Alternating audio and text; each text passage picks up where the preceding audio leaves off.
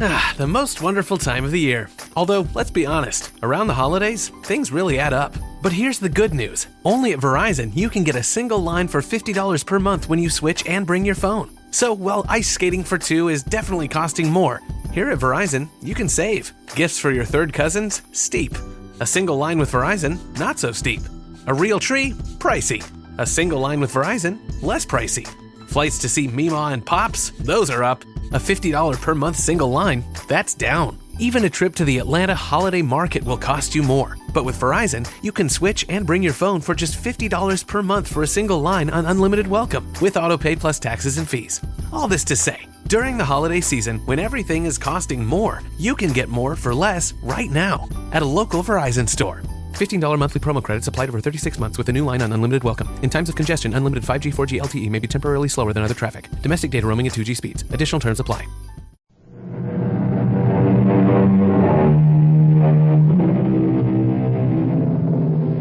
Come in. Welcome. I'm E.G. Marshall. New York is a city of subways. Old, new, in construction, and projected.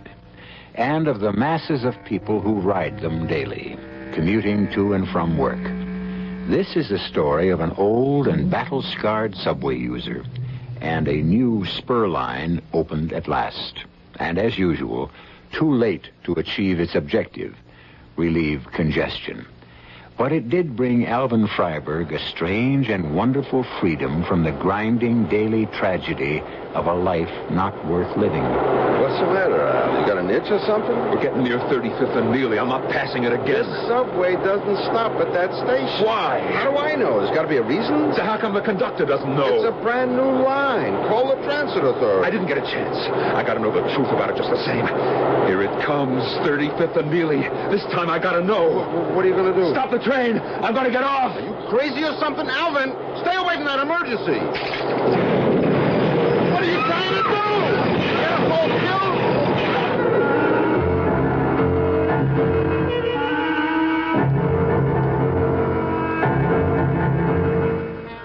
Our mystery drama, The Phantom Stop, was written especially for the Mystery Theater by Ian Martin and stars Norman Rose.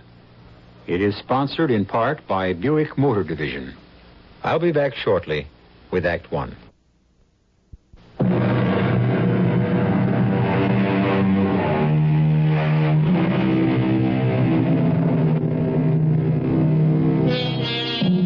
Al Freiberg and Marvin Schreiber shared the same treadmill. They both worked for Goldman Incorporated. Al as a pattern maker, Marv as a cutter. They both rode the subway morning and night. They both shared the same two-family house in Flushing, owned by Marvin. But of the two, Marv was the lucky one. When he came home, he came back to love and affection. What Al came home to was, that was something else again. Is that you at last, Alvin? Yes, Esther, I'm home. You're late. I'm late. That's all you got to say? What else should I say? I was making hanky-panky with one of the models. Who'd give you even a look? Models I don't worry about, but you and that mob downstairs could have stopped maybe for a beer. Let me smell your breath. I wouldn't advise it. I had a garlic pickle with lunch. A comedian I married. So why you late? Oh, Esther, have a heart. We're behind the fall deadline. We've got to get out the garments. Oh, don't give me a story that Fink Goldman's running you into overtime. He'd have a heart attack if he had to pay a dime over take-home pay. Give a little, take a little. A few minutes overtime isn't going to make me run to the shop steward. Give a little, sure. That's the story of your life. When did you take? Person makes his own choices. Oh, I want to sit down. I've been on my feet all day. It was just the subway was late. Now the subway don't run on time. I mean, me and Marv, we missed the regular train. Oh, he was working overtime too, huh? No. He stopped to buy a present for his wife. It's a pity you couldn't have the same excuse. It's her birthday. You had yours. Don't talk about birthdays and don't sit down. I want you to fix Rebecca's hairdryer. What's the matter with it? Would I ask you if I knew it doesn't work? Well, couldn't she let her hair dry with God's own air for once? What, in curlers? She don't mind in the morning. Every time I eat a shredded wheat, I look up at her and think, what am I doing eating one of your sister's curlers? Hey, how come she don't wear her hair straight all the time? Nothing helps. Tonight is special. She's going to the community center. She's wasting her time. There isn't a nice boy who isn't already taken. Essie, is that Alvin at last? Yeah, he just walked in. Well, tell him to run down to the drugstore and get me some glow prune. Couldn't she go down to get it herself all day? All she does is sit. A lumbago is bothering her. Maybe she's just waking up to what she is, a big pain in the... Is he going? I run out of hair set and I'm only half curled. Half boiled is more like it. Is that any way to talk about your own flesh and blood? She's your sister. Are you going down to the drugstore or not? Yes. Glow prune, right? Yeah, you might as well get the giant can. Then you can fix the hairdryer. Should have been a barber. The things I could do with a razor. Come on. Rebecca's waiting. When I get home, can we eat? Oh, just like a man. The only thing on his mind is his stomach. To tell the truth, limping down the drugstore, the only thing on my mind was my sister-in-law. Except maybe my wife. And the razor. The things that go through a man's mind, it would frighten you. What you could settle with one simple stroke. All day long at the shop, the boss screams at me. And then at night and weekends, I got my wife and her sister yelling at me. Oh, it's not like it used to be in the old days. With Sarah, my first wife. With Sarah, when I got home, it was altogether different. Hello, Shotzi. Hello, sweetheart. Come into the living room and sit down. I got your slippers and the paper and a nice glass of tea with a little you-know-what. Come on, rest up a little before dinner. Oh, you're such a good wife, Sarah. Oh, what's so hard? I got a good man. Here, darling, sit. Oh, give me your shoes. Now, how's business? Well, we'll talk later after we eat. What's for dinner? A favorite. Guess. What's the difference? Anything you cook is my favorite. I never really realized how much Sarah meant to me until she died. And I married Esther. If Sarah had lived, it would have been just like Marvin and Rachel downstairs. Love, warmth, kids, a real family. I made more money, but he was the one with a life. Oh, Marv was a lucky guy with his Rachel. Say goodnight to the kids, Marv. Yeah. They're growing like weeds. Thank God they both look like you. Oh, go on. Well, sit already and drink your coffee. Where's yours? Right over here. Bring it to the sofa and sit with me. I got to do the dishes. Come on. The dishes can wait. I'll help later. You got anything in mind, Marvin? The kids aren't that much asleep. I mean... Anytime I look at you, I got something in mind. But don't worry. It's not that. It's something else. Oh, what's the matter? You didn't get laid off. No. Nothing like that. Hey, I told you, nothing. That's just for love. What did I do to deserve that, huh? Just for being you. Boy, what a lucky guy I am. All right, I wouldn't deny it. But how come you know it? The way we are. And the way Alvin and Sarah used to be before. Why do some guys get all the breaks and the rest get a kick in the pants? Oh, it was a terrible thing that happened to Sarah. Bad enough to lose your first child, but a wife as well. Remember how it used to be with the four of us when we first moved into this house? Sure, it was a whole family. 2-family house, but one family living in it. Yeah, you, me, Sarah, Alvin. Dinner every Sunday. 1 week their turn, next one ours. Times were good. Remember the picnics at Jones Beach? Oh, do I? Sarah's potato salad. Nobody could make potato salad like Sarah. Oh, boy. And your pot roast? The best. And what a cut-up that Al used to be. He could have been on the stage. What laughs we had. Oh, especially that last time I remember with Sarah and me both out here with our kids, and you wanted to take a picture. Oh, I miss Sarah. You know, I try to get on with Esther. That loudmouth.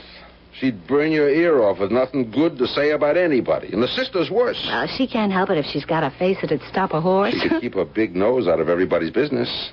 What's the matter, Marvin? There's no heat in the house. You want us all to get pneumonia? And she's always sick with something. If it wasn't for Al, I'd find some way to kick them out and get new tenants. Oh, you couldn't do that to Al. No. He's the one who ought to get rid of them. God forgive me for saying it. Well, why shouldn't he? I mean, they deserve it. Not what I was thinking. And what sometimes I think lately Al could have on his mind. What do you mean? You know, knocking off either one of those two old crows ought to be justifiable homicide. Marvin, what are you saying? There never was a kinder or more gentle person than Alvin Freiberg. But you put a mouse in a bowl with a lid on and let him run around trapped. He ever gets that lid off, out comes a raging tiger. I don't know. Maybe it's all the violence, but Al worries me these days. Well, how come? He daydreams a lot. Gets behind on his work. He drives Goldman frantic. And every so often, I'll see him pick up my cutting shears and just, kind of weigh them in his hand like they were, I don't know, like a weapon. Well, what are you suggesting? He's going to turn into a murderer or something? Al Freiberg? Don't make me laugh. But it wasn't something to laugh at. If only Rachel could have known. And Marv was right, though I didn't know he'd said it.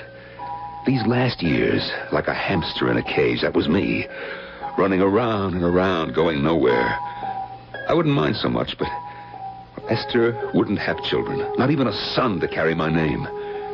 There are times lately, like when Abe Goldman is trying to chisel on the patterns, when I find myself grabbing up Marv's shears and, I get such a pain in my chest. Everything goes black. By the time I see straight again, I'm worried what I might have done. Or like mornings, I shave with a straight razor, which was my father's, and sometimes, like the morning after Rebecca needed her hairdressing. Yeah. You plan to spend all day in there? I'm shaving. How come you're up so early? The noise you make getting out of bed, who could sleep? Listen, could you spare the powder room a moment? Well, can't you wait till I'm finished? It isn't me, it's Rebecca. Oh, what's with Rebecca? She's sick to her stomach. Okay. I'll shave in the kitchen. How come you're up so early? Well, today Marv and I are trying the new Subway, which just opened. Just to be on the safe side, we're leaving early. Well, better you come home early one of these evenings. Now, what's in it for me? All right, Esther, don't get mad. Can't I make a joke? Look, you want to have a cup of coffee with me before I leave? What for? As soon as I get Rebecca straightened out, I need my beauty sleep. Have your coffee at the office. You used to make it for me when we were first married. I used to do a lot of things before I discovered what a nothing I married. Go into the kitchen, shave, will you, and let Rebecca use the ladies' room. The ladies' room. That's what it comes down to now. I'm a stranger in my own house. I finished shaving, nicking myself twice without a mirror. Then I cleaned the razor, and I thought about it. How quick it would be. And as long as it was sharp enough, how painless. And then, with a gasp, I thought to myself, for whom? What am I thinking? Me? Them? All three of us? And then all of a sudden, I had the pain in my chest, and I wondered. Indigestion. Gas. Take a bio-seltzer, finish shaving, and get to work, Alvin. So, how do you like it? What? The new Subway. Who knows yet? Same sardines packed in a new can. Here you got more room to breathe. Still the same air, you want to call it that. You know, I thought maybe there'd be less people. The guy could have one wish. What'd you say? I said, if a guy could have one wish, it would be not to travel Queens to New York and back in the rush hour. It's not so bad. Count everything else in. To you, maybe. What else have I got to look forward to either end? Al, I've been meaning to talk to you. No, look, not here. You couldn't hear yourself, but everybody else could. Hey. What? Here's a station we're passing. 35th and Neely Avenue. Hey, How come the train doesn't stop? Express, I guess. I didn't see the station. Clear as a nose on your face. I wasn't looking. What's the difference? What could it matter in your life, anyways? What could it matter in Alvin Freiberg's life? Not a thing. Just another subway station passed by an express train that didn't stop there. 35th and Neely. From the first moment he read the designation, he knew that sometime he had to get off the subway there. I'll return with Act 2 shortly.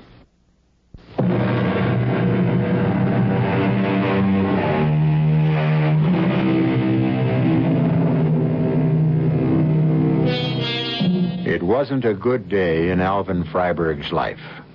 The patterns for the new styles were hard to work out. 70 yards of cloth on a bolt. You have to lay out the patterns so that you waste the least amount of material. If you're a first-rate firm, you don't cut corners. But if you're just an ordinary firm and times are hard, there's a little temptation to short-change. I can't do it, Mr. Goldman. Are you telling me I brought you up in the business? So we'll be a little tight with the seams. We'll still make up. A little tight? Look, here under the arms and on the sides. A woman buys the wrong size, so she takes a deep breath and the seams go... That's her problem. She should buy the right size to begin with. You know women. That's what always made our line. They could breathe a little buying undersize. Are you telling me how to merchandise? Look, I make patterns. That's all I know. I made them before you were out of public school. I ask you to cut a few corners, and you have to give me an argument. I want only the best for us, Mr. Goldman. The same for me, but we got to go with the time. I don't like to cheat. Who's cheating? We cut a corner here and there. What are you, a conscience for the world? You're better than anyone else? Maybe he was right. What was I? I sat there piecing the jigsaw of patterns on a bolt of cloth, and I wondered myself, let some customer lift her arm and split a seam, or eat too much and have the zipper split. Why should I care? What did I have left? No pride at home. Why try to have any at work? Even Marv couldn't shake me while we waited for the subway home. Why'd you knuckle under? What's the difference, Marv? He wants to cut short. How can I stop him? It never pays off. And what you lay out, I gotta cut. You know, once you'd have made me mad saying that. But now, what's to fight for? These days, we're lucky to have a job. That's all the business means to you? Tell you the truth, nothing means much to me.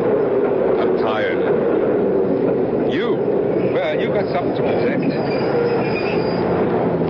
There's a seat. Grab it. Come on. I'll stand. You need it more than me. Now sit down, will you? Okay. Maybe I do. But I wanted to ask the conductor or one of the guards about that station. What station? You know, the one we don't stop at. The 35th and Neely. Who cares? Me. Why? I don't know, just something crazy. You wouldn't remember. What wouldn't I remember? Well, I could tell you, but what do I want to do? Broadcast a secret at the top of my lungs? Wait till we're home. Okay. It's hard to hear you anyway. Read your paper. I sat a little while with my eyes closed. The pain was in my chest again. Right through the back. The racket of the subway seemed very far away. And then I glanced at the paper in my lap, just to skip over the headlines. General Charles de Gaulle takes over premiership of France. So let him, what do I care? What? De Gaulle? But he's dead. He's long dead. I look again at the newspaper. The date. June 1st, 1958. I started to get Marvin's attention, but just then I realized that we were slowing down, ready to stop. I twisted to look out the window. 35th and Neely. I had to push and shove to get off. I was the only one. I went through the gate. There was a long flight of steps to the street. But my pain was gone. My legs, they felt 20 years younger. So did all of me. I could feel my heart lift, reach out expecting something. And I was right. I came out to the street. And, well, it was just before sunset. Everything was bathed in a rosy glow, a color you couldn't forget. And waiting for me was... Alvin, 2 subways I waited. I thought maybe you'd missed your train. You know the rush hours, Sarah. But why should you wait for me? Why does any woman wait for her man? Love. Besides, I was shopping near here at the market, so why not give you a surprise? Here, let me have the bag. Yes, sure. I'll carry it. Hey, this is the old neighborhood. Why so surprised? 35th, all right. But, Neely, that's not near us. Oh, it's a new subway. So it's a little longer walk than the old stop. What's the difference when a person is young? The way I feel. So, why do we have to stand talking so much? Come on, let's go home. Yeah, home. Yeah. Give me your hand. Let's just walk like we used to. You know, I don't know what's so good tonight. It seems so special. Oh, it is special. What's for dinner? I shouldn't tell you. I should just surprise you. So, surprise me. Maybe I won't if you sound so indifferent. Who's indifferent? Oh, well, you'll find out anyway. It's strawberry blintzes with sour cream. You want to leave me for another woman? I want to take you in my arms right here on 33rd Street and hug. Oh, you better not. I'll call the cops. No, darling, just wait till we get home.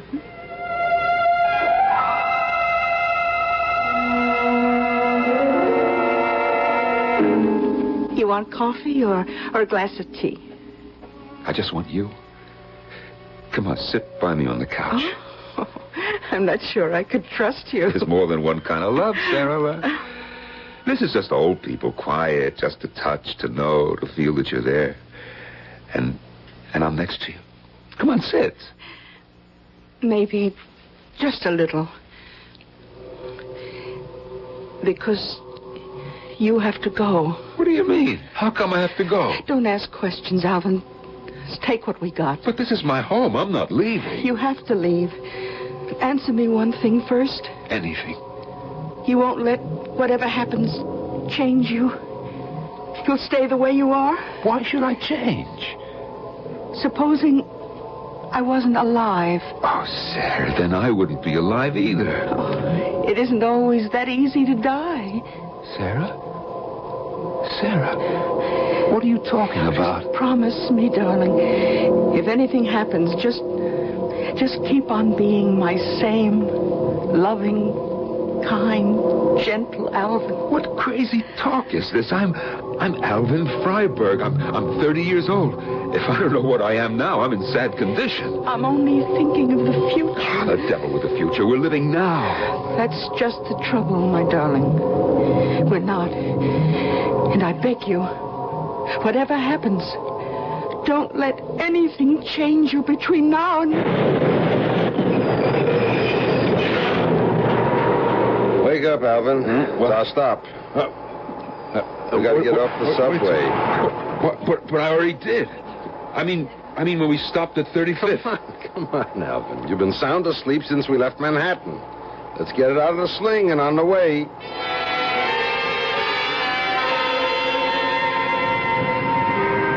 What are you talking about? You got off the subway on the way home. I did, at 35th and Neely. You got a hole in the head. You were asleep by 57th Street, Manhattan, and you never woke up till we hit Flushing. I didn't get off and see Sarah. Sarah? My wife, It was a dream, man. Oh. It was a dream. You were tired, you went to sleep, and you had a dream. Oh, such a dream, Marv. You know, it was so real, just like it used to be. But, hey, listen, I didn't get off at that station. The train doesn't stop there, Al. It did. In my dream. If it could only be like that. Could I say something to you which is none of my business? What, a friend like you could say anything. I'm worried about you. Yeah, that makes the two of us. I think you should see a doctor. What could a head shrinker tell me that I don't know already? I didn't mean a psychiatrist. I meant a doctor. Who needs him? I'm healthy. I could be if I had the chance. I was thinking about, you should excuse the expression, your home life. Yeah, you should excuse the expression, all right. Alvin, you ever hear of the French painter called Gauguin? Yeah, sure. You know what he did? He went to Tahiti or somewhere, and he painted pictures. Yeah, but first off, he was a banker, and he was unhappy. So he separated from his wife and just took off. Are you trying to tell me something? Yeah. Who likes Esther? Do you? I'm married to her. You were married to Sarah. That was different. Sure it was. Everybody loved Sarah. But Esther... Who likes Esther? You gotta say it out loud. Not even me. I wish she was dead. You don't have to go that far. Why don't you just walk out on her? What would happen to Rebecca? That's your problem? They're driving you crazy, the two of them. Rachel and me, we only live downstairs, and they're driving us around the corner. Why don't we all get out from under? You're not going to renew our lease. Al, I ain't talking as a landlord, but as a friend. Rachel and me, we can make out. But we want to save you. From what? But we're almost home now. Take a good look at yourself. Do a little thinking. You got a ding-a-ling hung around your neck. I'm your buddy. What else can I say? Marv, I don't know what to answer you. I don't blame you.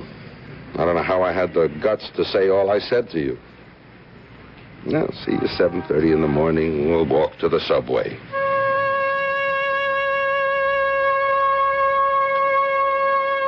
After Marv went in, I waited a moment in the dark. Sarah. Or was it a dream? I had a crazy notion that grew more real as the pain in my chest started up again. That I could go back there. All I had to do was stop the train and get off at 35th and Neely. Except I had to fix everything right to leave behind. A man can't just walk out on everything like that fella Gauguin. He was a genius. I'm just a schlep.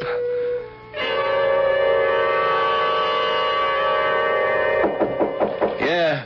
Alvin, you in there again? What are you doing? I'm shaving. 10 o'clock in the night and you're shaving? I'm coming in. So come in, the door's open. What are you shaving this time of night? Well, the morning traffic gets so heavy, I thought maybe I'd take a load off of it. I don't understand you, Alvin Freiberg. Well, say something. What am I to say? I don't think you ever did. What? You asked me to say something, I said it. I didn't ask to be insulted. Who insulted? You said I didn't understand you. Well, you think you do? Oh, I certainly don't understand a man shaving 10 o'clock at night and tying up the only bathroom in the house. I shave in the morning. I'm in the way, too. What should I do? Shave at the garment house? You don't have to make a thing. Who is making a thing? You are. I was just trying to make things easy. Don't give me that, Alvin. You just try to make things a problem because me and Rebecca haven't ever been good enough for you. Did I ever say that? Well, it's what you think. Sarah, she was so great. Your first wife, nobody could live up to her. You leave Sarah out of Who this. brought her in? I didn't. Don't try to fool me. Ever since we were married, you compared the two of us. Esther, that honestly is not true. Don't try to pull the wool over my eyes. I know what I know. And let me tell you something, Alvin Freiberg. Your first wife was a nothing. If you had stayed with her, you'd still be a gopher for Mr. Goldman, running errands, getting coffee, pushing dress racks, a 40-year-old office boy without my connections and my family, so don't you ever forget it. That isn't true. I was a cutter before you were... Don't make me laugh. With that Sarah soft in the head about how great you'd be, she couldn't see a future in any dress cut. Alvin, don't hold that razor like that. Alvin, what are you thinking about? Don't you ever mention Sarah's name to me again. Don't you ever... Alvin, are you crazy or something? I was just trying to bring you to your senses. Now, don't take offense about Sarah. Sarah's been dead for 16 years. Get out. Get out. Get out! You leave me alone. You and Rebecca, you leave me alone. Or I don't know what I'm going to do. What are you, a crazy man or something? Right at the moment, I'm yes. What made you like this? You and your nagging sister, you get out! For the first time in her life, Esther knuckled under to me. She fled from the bathroom in terror. And as she slammed the door shut behind her, I stopped in terror myself because I realized that I had advanced on her with the razor in my hand held like a weapon. I couldn't kid myself that I didn't want to use it against her and her sister. And suddenly, all alone, I started to shake from head to foot. What had I become? Because I knew that I was near the end of control. And if something didn't happen, I would lose my mind.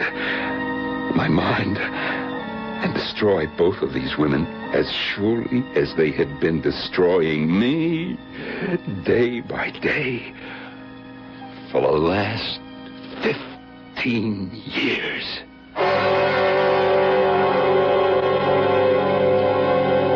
The wrong marriage. Two selfish women driving against a quiet and simple man. The day-by-day deterioration of what had once been a human relationship is as devastating as the Chinese water torture, and as inescapable without violent reaction or some miracle to end it. Which is the deciding factor? I'll be back with that solution shortly when I return with Act 3.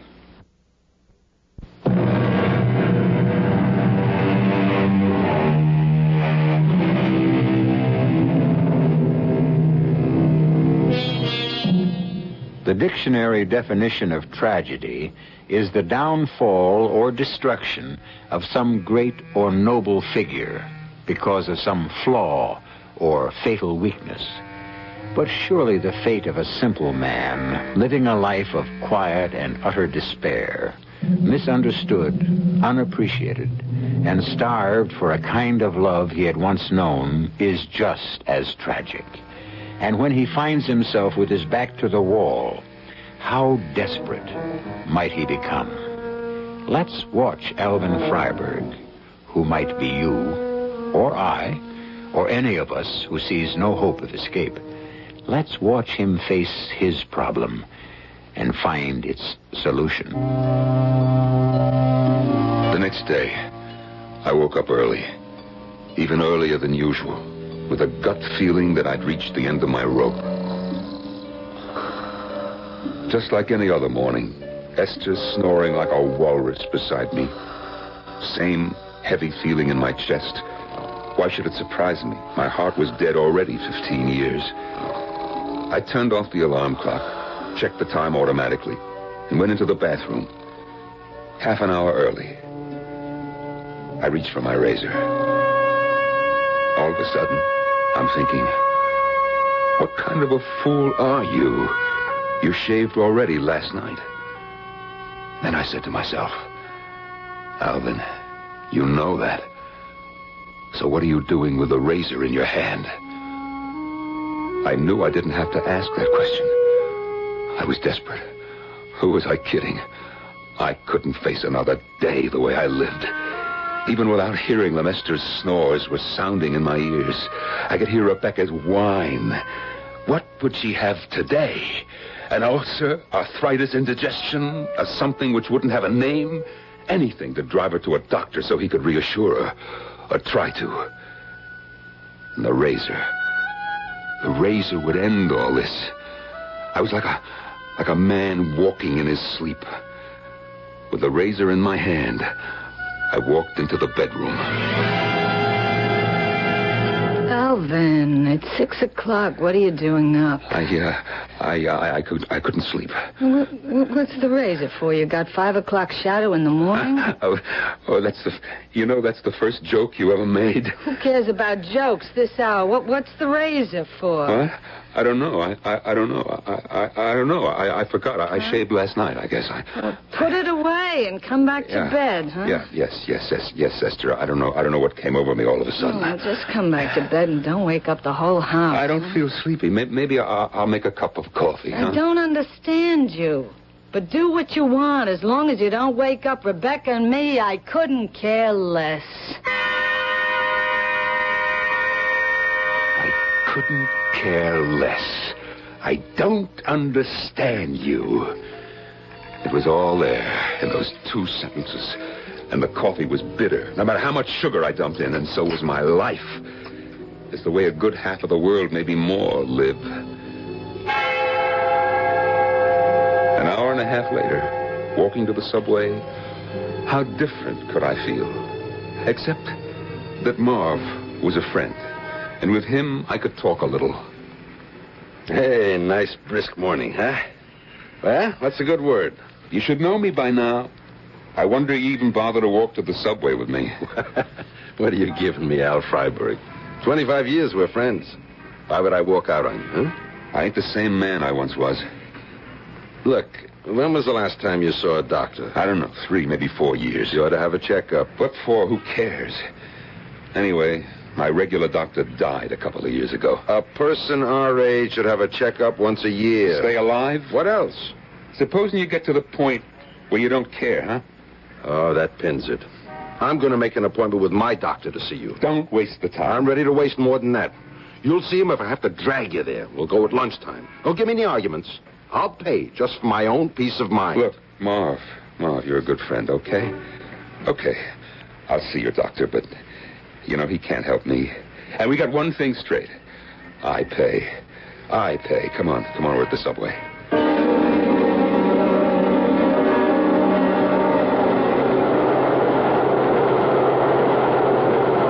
Would you get the ants out of your pants, Al? So we changed at Ronnie Plaza to a local. What are you going to do when you get to 35th and Neely? I'm going to get off and go upstairs. We get off, we could be late for work. You don't have to come. Listen, the way you're acting, as a friend, I wouldn't leave you for a minute. I ain't got enough moxie to argue. Anyway, here it comes. How do you know? I can't see. I know. There, you see? We're coming into the station. Yeah, okay, but we're not slowing down. What? We got to slow down. This is a local. Some train has got to stop here. Well, maybe there's some other local, but this one isn't going to stop. Marv, there is a station there, isn't there? Sure. It says 35th and Neely, don't it? Yeah, that's what it says. Or said.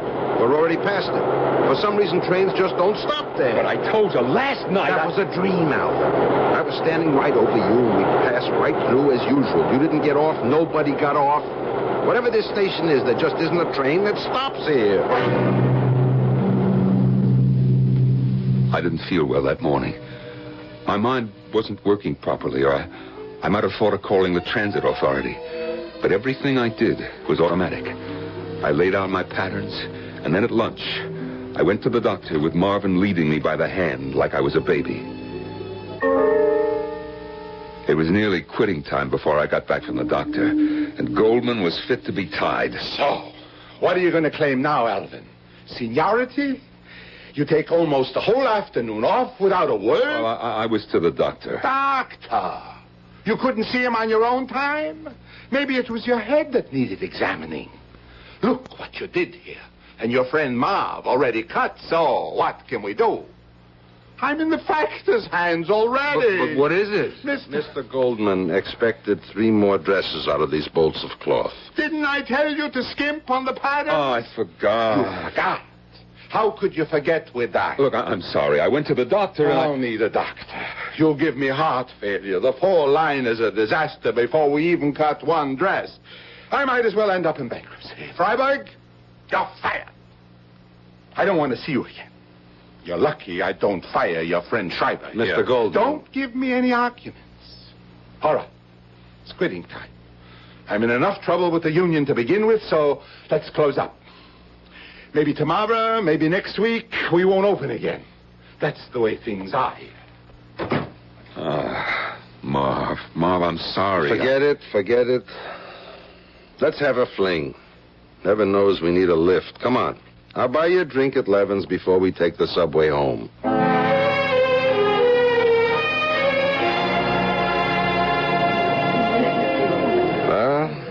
L'chaim. I don't know what I'm wishing you good luck for, the way it goes. That don't matter. I'll get the severance pay, some pension. And the beauty part, the insurance. What insurance? The life insurance. That should take care of Esther and Rebecca. What are you talking about, life insurance? You made me see the doctor, huh? So? What did he say? Well, I got a something I ain't sure I know how to tell you. Ventricular fibrillation. The doctor wanted I should go in the hospital right away. So why didn't you? Well, I eat up all the money in hospital bills. I'll go home, I'll rest. I haven't got a job anymore. Rest with Esther and Rebecca? I'll give it a try. Thanks for the drink. You wouldn't believe, Marvin, a glass of whiskey could make me feel so good. Come on, let's go home. Over Marv's protests, we got into the subway. I did feel good. Like I was young again. Like I didn't care. And I had this crazy idea I was going to try. Because the possibility to find out would never come around again. I'm not going to pass it ever again. The subway don't stop at this station. Why not? What do I know why not? There's got to be a reason. So how come the conductor doesn't know? It's a brand new subway, Al. Call the transit system. I never had the chance. Just the same, here it comes. 35th and nearly. This time I gotta know. Alvin, wait. I gotta know. Are you out of your mind? I gotta find out. Why don't the doors open? You can't open these. I'll get out between the cars. Wait. Wait, Alvin, wait. Hold it, Alvin, hold it. Just a minute, mister. What's going on here? You pulled the emergency brake? No, it was my friend. He wanted to get off here. Why? I don't exactly know. Why doesn't the train stop anyway? Well, there's nothing up there but mud flats and an old city dump. Then what's the point of this station? The city is filling in the dump. There's a big housing project going to go up there. Won't be finished for a couple of years, but they'll need to stop then. Come on, we got to pick up your kooky friend. He can't get out of here. It's all blocked up. You going to arrest him? Sure. He could have caused a panic. I've got a lot of people hurt. What's the matter with him anyway? I don't think I could explain to you, officer. Except, it's his heart.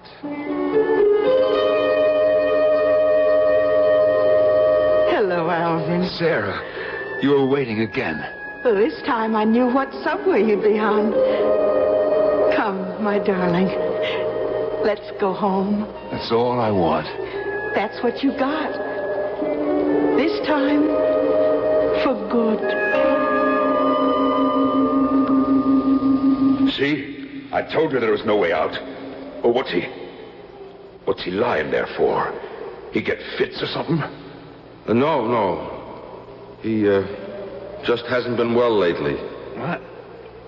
Hey, you ain't just whistling, Dixie. I'm sorry to tell you, mister, but your friend is dead. Heart attack, huh? Yeah, something like that. I wonder. What do you mean? I hope he found what he wanted. And, for the record, guard, there's no doubt. It was his heart.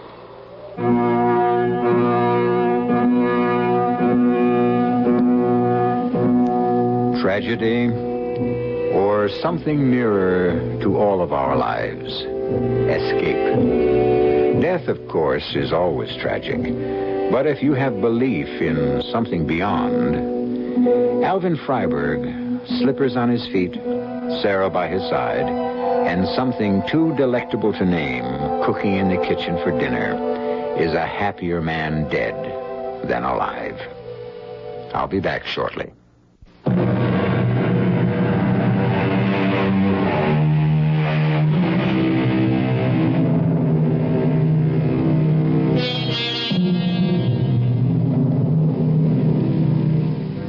It was Elizabeth Barrett Browning who wrote, "I love you with the breath, smiles, tears of all my life."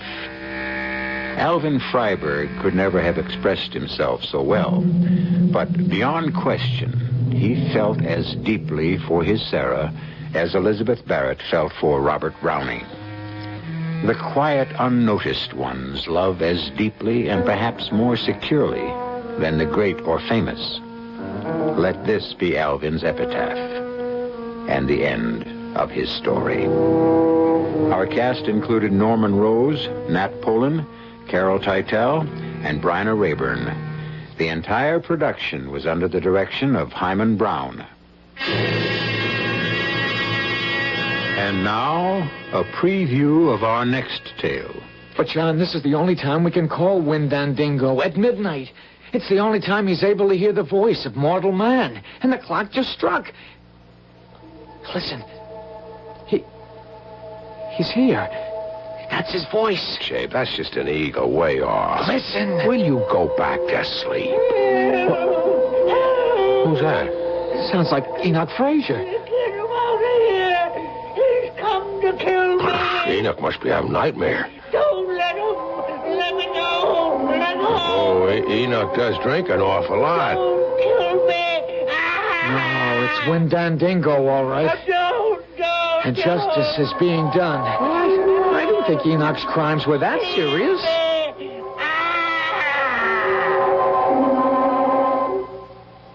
Well, he's quiet now. He's dead. Radio Mystery Theater was sponsored in part by Anheuser-Busch Incorporated, brewers of Budweiser. This is E.G. Marshall inviting you to return to our Mystery Theater for another adventure in the macabre. Until next time, pleasant dreams.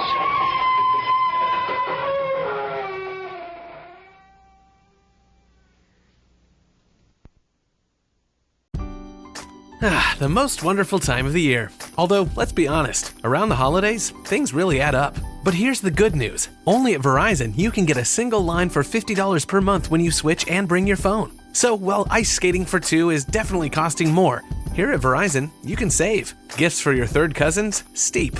A single line with Verizon? Not so steep. A real tree? Pricey. A single line with Verizon? Less pricey.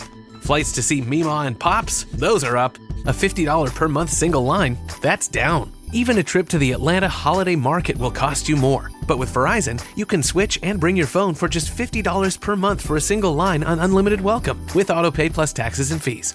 All this to say, during the holiday season, when everything is costing more, you can get more for less right now at a local Verizon store. $15 monthly promo credits applied over 36 months with a new line on unlimited welcome. In times of congestion, unlimited 5G, 4G LTE may be temporarily slower than other traffic. Domestic data roaming at 2G speeds. Additional terms apply.